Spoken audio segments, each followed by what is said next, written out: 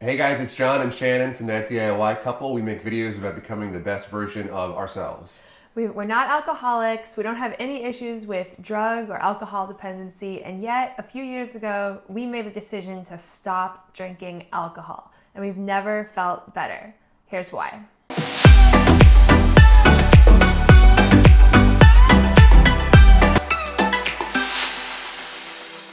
So the number one reason for me that I stopped drinking alcohol is actually like a personal reason. I was going on a weight loss journey and I adopted a weight loss program called Bright Line Eating, which advocates a hormonal theory of weight loss and the elimination of sugar and flour in their refined forms and helps you to lose weight in that way. And that program says that alcohol is a no-go for weight loss. And for me, it was actually the last thing to go when I started eliminating things from my diet. But I noticed as I eliminated more and more things from my diet, I felt better and better. And so I said to myself, well, that's been working so far and I'm feeling really good. I'm losing a lot of weight. Let me just see what it's like to take out alcohol for a couple of weeks. And I felt so wonderful. And I felt like I realized that when I did have alcohol socially in the evenings prior to that, I would really overeat and it would throw me off in my diet and weight loss goals. And so I cut it out. I started feeling a lot better and really good and continuing to lose weight. And then every once in a while I would be like, oh, you know what, today I'm gonna have a drink. And progressively each time I did that, I just realized it's not adding anything and I'm not waking up in the morning feeling good. And I realized that my tolerance was getting lower and lower. So I think the last time I had a drink was probably 3 years ago. On my birthday, I decided to go nuts and have 2 glasses of wine. And I just felt terrible the next day. And I thought, this is it. I'm done. This isn't adding anything for me. And now, as a pregnant mom, I think, this is counterindicated for a small baby, a small human child. Why had I been poisoning myself for years and years with something that doctors tell me is not good for nascent human life? Yeah, I stopped drinking alcohol recently. So it wasn't several years ago. It was, I would say, this year in 2019. And I didn't really stop. I guess I've had alcohol somewhat recently. Like I think I had a beer like a week ago, which was probably the first time I had alcohol in like maybe 3 months before that. So I didn't stop drinking alcohol, I guess, as sort of, aggressively as you did initially. And I guess I could still conceive of having a drink maybe once every like many months. But for me, I think that the big sticking point was that it didn't really like add anything to my life. I will get into a couple other points as to the health effects and some of the financial effects of alcohol. But I would realize that I would go and I would have like a drink or whatever, and I would enjoy it an okay amount. And maybe it was like a social thing where other people were drinking, but it didn't really like do anything for me. And when I sort of began drinking less and less, whenever I'd have like 1 or 2 beers, I would get like my tolerance was a lot lower just because I wasn't drinking alcohol. And then I'd wake up in the morning and I'd feel really bad. In fact, I think the major thing that I decided to stop drinking alcohol was that I've been exercising and running a lot more. And I think maybe 6 months ago or 8 months ago, I went out and I had like 2 or 3 drinks, which was like a lot for me in the context of not drinking. And then I got up the next morning because I had like a run scheduled. I like just couldn't run. I just was like tired and like whatever. That's the only time that's like ever happened to me. And it was like, oh, it's because I had these 3 drinks last night. I just like couldn't perform physically.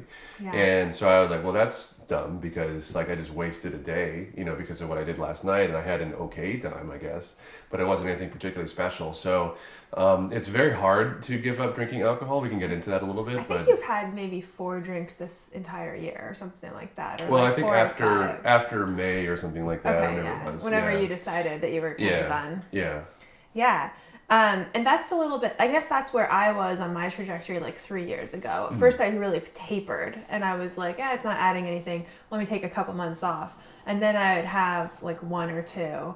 And I kind of, each time I had it, I was like, it's really not, it's not worth all the hype. Okay, so the science agrees to us. So that was reason 1 and 2, 1 for me, 2 for John. Those are sort of personal reasons. But here's some more objective scientific reasons. So Number 3, the science is sort of trending in this direction. Last year, several studies came out doing really comprehensive, double-blind reviews and things like that, saying that the correct amount of alcohol consumption for optimal human health is 0.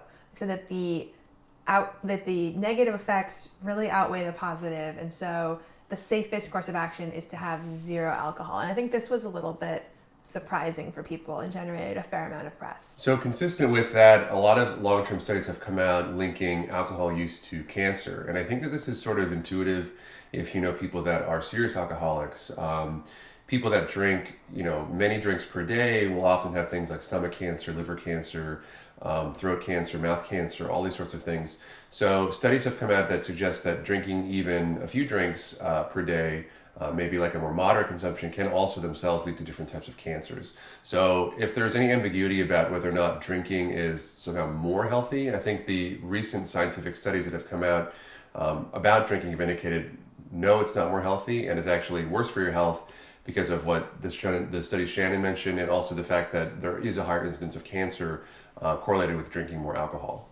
So reason number 5, drinking interrupts sleep. I think no scientific evidence is needed to be cited here. Everybody knows that if you have a couple of drinks at night, you're not going to sleep as well. You're going to have worse dreams and things like that. Well, but there are fair amounts of studies suggesting the same. I think you might feel like you sleep well, but so drinking actually suppresses REM sleep, REM sleep. So that's the sort of recovering sleep that you get, which happens in cycles over the night. So if you are drinking, you might and go to sleep, you might sleep, well, as in you won't wake up and you'll be very tired, from drinking, but you're not going to get the restful sleep that you would get if you hadn't drank. So you're going to wake up and you're going to feel bad, like not only having a hangover, but just not as rested. So reason number 6, drinking accelerates the aging process. This became really clear to me after meeting my grandmother's sister several years after my grandmother passed away. My grandmother and I were very close. She was a really wonderful and rambunctious woman, but she was an alcoholic. She drank many drinks per day. And by the end of her life, she looked really, really old and decrepit, and her health was in really poor condition. And I had met her sister when I was quite young, but it wasn't until a couple of years after she passed away that I actually had an opportunity to spend more time with her sister. And her sister is actually older than her and still alive and doing well.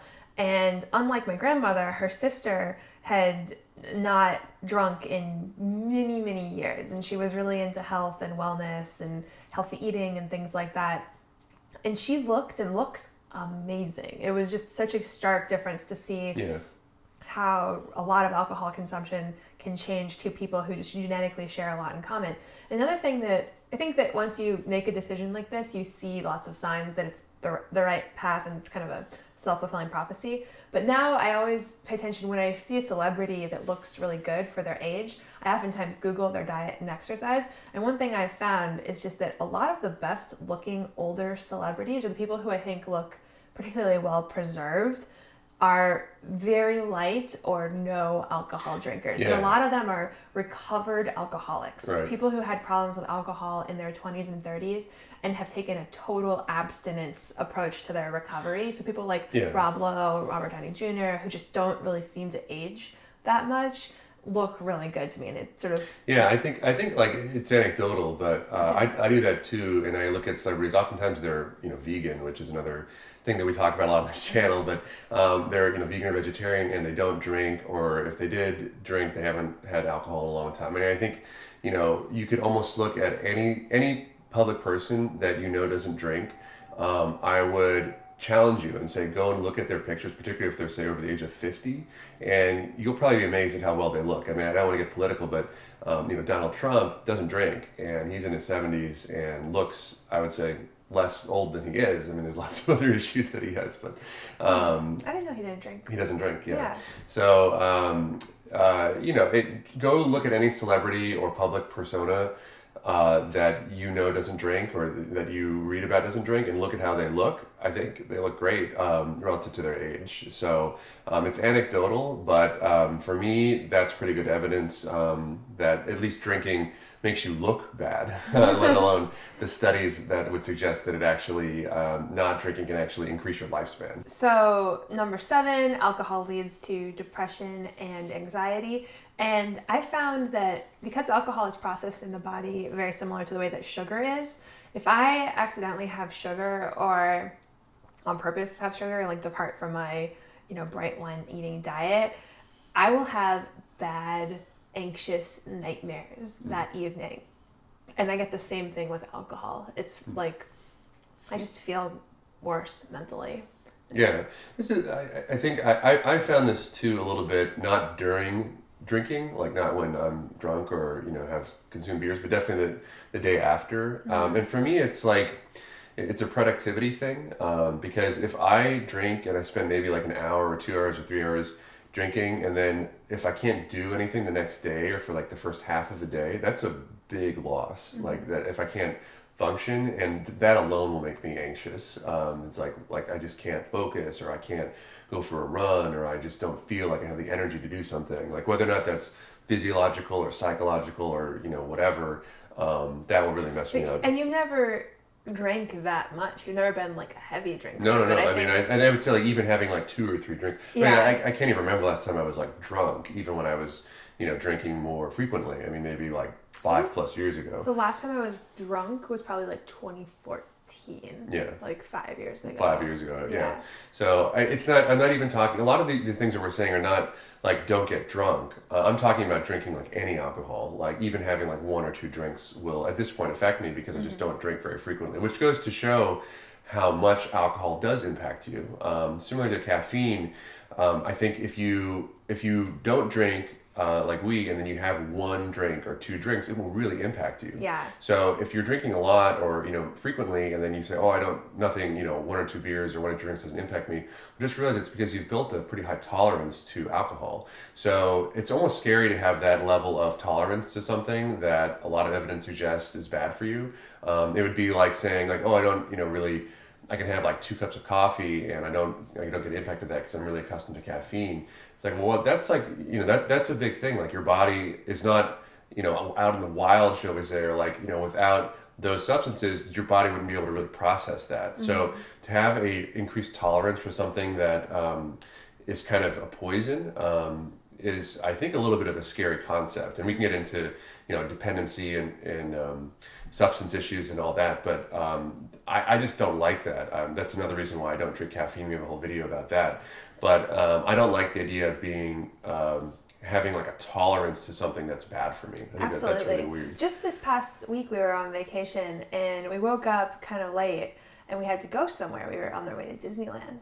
And I said to John, you remember a couple years ago when I was drinking caffeine, how like if we were in a hotel like this, we would have had to stop somewhere for me to get coffee. Right. Because I needed it to start my day. Right. And I love that now I don't feel addicted to anything. I don't feel like there's any pull. I don't feel like if I have a hard day, like, oh, I need a drink. I never felt like that before, but some people do. But I would, when I was addicted to caffeine, need coffee to start the day. Yeah.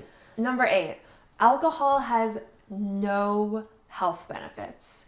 It's a social lubricant and it makes you feel relaxed in the moment, but later on you feel anxious and depressed and you don't sleep well. So it's a lot of empty calories, and it's typically, there's empty calories in alcohol. Your body processes it the same way it processes sugar, which leads to weight gain, and it's oftentimes combined with more, salt and sugar and fat to be an even bigger calorie bomb. It has all these negative health effects, like the fact that it causes cancer, the fact that it interferes with your sleep, and that it has all these empty calories without any upside. And this is a little bit iconoclastic because winos love to be like, well, there were studies a couple years ago that say that a couple glasses of wine every day is actually protective for your health. And so this is fake news. People love good news about their bad habits, and there definitely were studies that indicated this. But when you scratch a little bit further and you dig a little bit deeper, the reason that people look like they have protective heart benefits from drinking a few glasses of wine every day or every week is because most people aren't getting enough fruits and vegetables in their diet, and it's the protective antioxidants in the grapes themselves that lead to these benefits. So the logical conclusion of that is that wine has some protective benefits from the grapes and the antioxidants, but also detrimental things associated with the alcohol in wine. So just eat a handful of grapes every day. Yeah, and I also question even the idea of alcohol being this great social lubricant, at least for me. So I had that idea that like, oh, alcohol will make me more social or like have fewer social inhibitions or whatever. But I've gone to many social events since not drinking. In fact, we just had one last night. We had a big holiday party at our house where probably 30 or 40 people came, most of which I didn't know.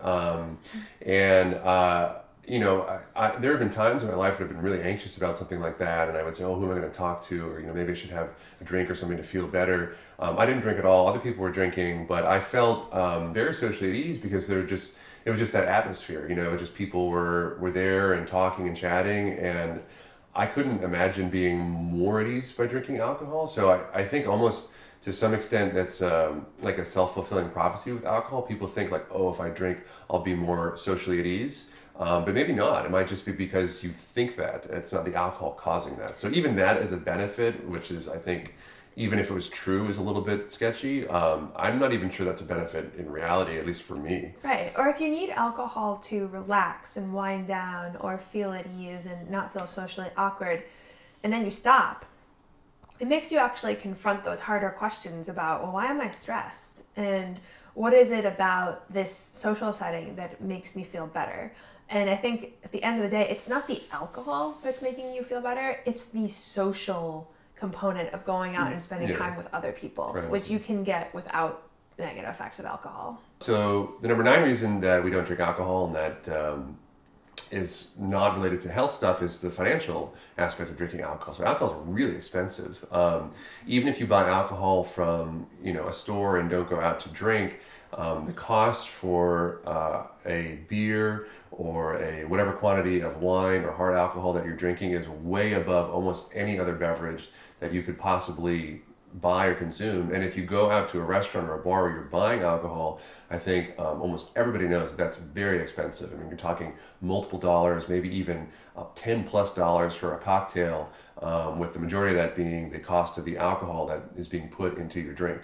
So from a cost and financial savings perspective, we're on a big financial journey. As you can tell from our other videos, not drinking has saved us a ton of money. I mean, I would go out to dinner sometimes and I'd have a beer, and that was like maybe half of the cost of my entire meal. Like I might have a meal for like $10 or $11, $12, and the beer was like $5 or $6, which is insane. So, just having water, which is what I do now, or maybe like club soda, which is also free, is saving me every time we go out to dinner, which might be once or twice a week, $5 or $6 per dinner. That's an entire meal if I don't have it for 2 times. Yeah, so let's take some real numbers. So according to this graph from the Washington Post, Americans drink a lot per day. So the average American actually drinks 9.5 drinks per week. And if that sounds high to you, you're not alone.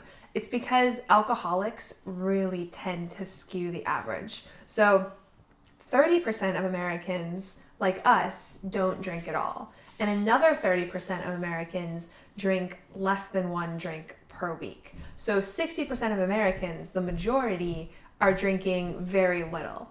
But the top of the remaining 40%, the top 10% are drinking over 10 drinks a day. So they're drinking like 74, 75 drinks per week. And that really shows the devastating effects of alcoholism. So that really skews the average. So let's say that we are among the Americans who drink 1 drink per week.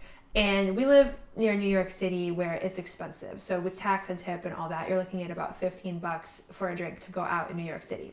If you live somewhere where alcohol is less expensive, let's assume that you drink 2 drinks per week at $15, which is also a very common number. So $15 for each of us once a week, $30 a week, times 4, $120 a month. If we were to invest that $120 a month for 50 years, which is a ballpark remainder of our life expectancy, we would have at an 8%, return invested in the market, which is a historically appropriate return, we would have almost $1 million at the end of those 50 years. So it's really saving us a ton to make this major life decision. We got to update our things we don't spend money on video. We cover alcohol in that one, actually. Oh, the last reason that we don't drink alcohol is because I never have to worry about driving or being irresponsible as a result of drinking. So there definitely are times in the past where I've had 2 or 3 drinks, I drove somewhere and I didn't feel safe or comfortable driving back home. So I either had to wait, a long time until I felt that I didn't have alcohol in my system, or I had to take an Uber or a taxi or whatever, and then go back and get my car the next day, which was a huge pain in the butt. I really like the idea of always being kind of in control and never feeling as though I'm out of control because of something that I've, consumed or something that I'm doing. And I think that's a really powerful thing, to always feel like you are in control of your body and your emotions and your mood, and you can do anything, whatever. I can drive, I can, if there's some emergency that comes up, I'm not like, oh no, I'm drunk, I can't do that. If I have to respond to something, on my phone, if something happens, I'm always like at a kind of peak mental state. Maybe I'm tired or whatever, but I'm certainly not affected by a substance that I've consumed. And I really like that feeling of control over my life at all times, particularly sometimes in social situations. So if you're with a lot of people that are drunk or intoxicated and you're the one who's like responsible and able to get things done, that's not only important sometimes for depending on the social situation, but it's a feeling of responsibility. If you're saying like, look, I'm the responsible one, I'm going to make sure everybody's okay, I'm going to make sure we get home safely, or you guys get home safely. I like that. So I even when I go out to occasions where other people are drinking and I'm not drinking, I still like that feeling of saying like, yeah, I'm the responsible one. I'm going to make sure everything's okay. Yeah, I remember at our wedding, we were like not drunk at all. And we were like getting people into cabs, like getting people into Ubers. Oh yeah, I have lots taking of people's keys. I have lots of stories like that. Yeah. But yeah, guys, so we feel great not drinking. I'd love to hear you guys' stories. I know a lot of people who watch this channel are on their own weight loss journey and financial journey and health journey, and so drinking for us really implicates all of those things, and that's why we don't do it anymore. I'd love to hear your response to drinking. Have you stopped alcohol? Are you thinking about it? Do you disagree with us? Please let us know. We'll do a follow-up video if there's enough interest. I think there's a whole thing in here about addiction and whatever else, which is related to food and sugar, and we've talked about that a little bit. But thank you so much for watching. Until next time, do well and always make things better.